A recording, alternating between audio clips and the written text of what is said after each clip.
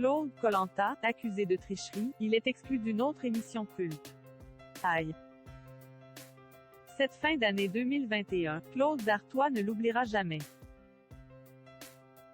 En effet, même s'il est sacré grand vainqueur de la saison anniversaire, le chèque lui file sous le nez. Pire encore, TF1 vient d'annoncer qu'elle ne comptait pas l'inviter dans ce programme collector. Hier, Claude Dartois était une idole. Aujourd'hui, plus le temps passe, plus on entend le pire sur lui. Quand TF1 s'en mêle, ça pique. SOS Claude Dartois en détresse. Avec le recul, cette bande-annonce de Koh-Lanta nous semble totalement décalée avec la réalité. En effet, cette saison spéciale 20e anniversaire s'inscrit dans la légende à cause de ses multiples débordements. C'est simple, Obgeco ne sait plus par quoi commencer. Tout d'abord, le jour de diffusion fait la polémique. Souhaitant réserver l'encart du vendredi à Danse avec les stars, TF1 commet l'irréparable en proposant le mardi. Ceux qui ont école ne pourront pas suivre les aventures de leur candidat préféré.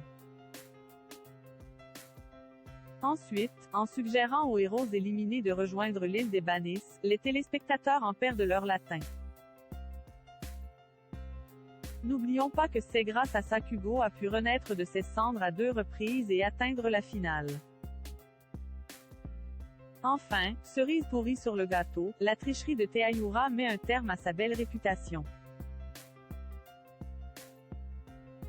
Lors de la finale, Denis Brognard ne prendra même pas la peine de dépouiller l'urne. Quant au chèque promis au vainqueur, il va atterrir dans les caisses de l'association de Bertrand Kamal. Quant aux fans du héros Claude Dartois sont mi-figue, mi-raisin. Ce que notre équipe s'apprête à vous révéler risque fortement de nuire encore un peu plus à son image. Rien ne va plus pour Claude Dartois. L'épisode où Théayoura avoue sa faute restera ancré dans l'esprit des téléspectateurs. En effet, en 20 ans d'émission, personne n'a osé franchir ce cap. Depuis sa diffusion, les autres aventuriers sont sous le viseur des haters. A-t-il été le seul à succomber aux délicieux petits plats des locaux? Nos confrères du journal Le Parisien estiment que des participants de Koh-Lanta auraient profité de la bienveillance des Polynésiens. L'évocation de Laurent Mestret et de Claude Dartois tombe comme un cheveu sur la soupe. Ce sont justement les 2 finalistes de l'émission. Début décembre, nos confrères lâchent une énième B*MBE sur le compte des 2 complices. Visiblement, ils auraient mis en place une stratégie machiavélique pour obtenir un peu de nourriture. Chaque fois que les caméras éteintes et les surveillants dans les bras de Morphée, ils allaient toquer à la porte des voisins. Une fois identifiés et invités à la table de ces derniers, ils rechargeaient ainsi leur batterie. Quoi de mieux qu'un bon repas pour affronter les épreuves comme le jeu d'orientation ou les poteaux? Interrogé à ce sujet par nos amis de Public, Claude Dartois s'exclame « Je ne répondrai pas à cette vendetta contre moi. »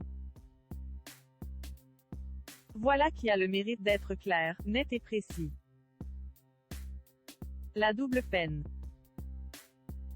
À votre avis, cher lecteur d'Obgeco, est-ce que le fait d'avoir privé Claude Dartois du chèque est une bonne idée? Point. Cela va-t-il apaiser les tensions? Pour la première fois dans l'histoire de Koh-Lanta, une poignée d'internautes s'amuse à insulter les aventuriers.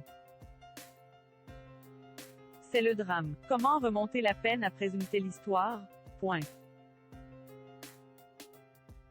Dans cet article, notre équipe vous précisait également que le papa d'Andrea et de Marceau avait dit que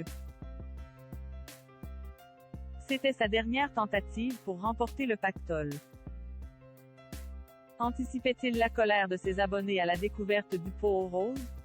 Pour l'heure, le mystère reste entier.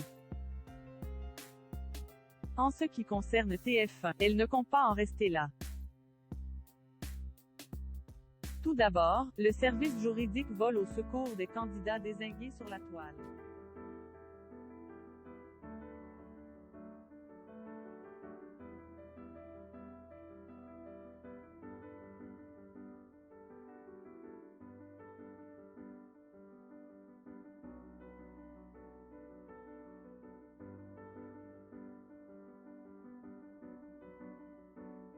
Dans le grand concours des animateurs.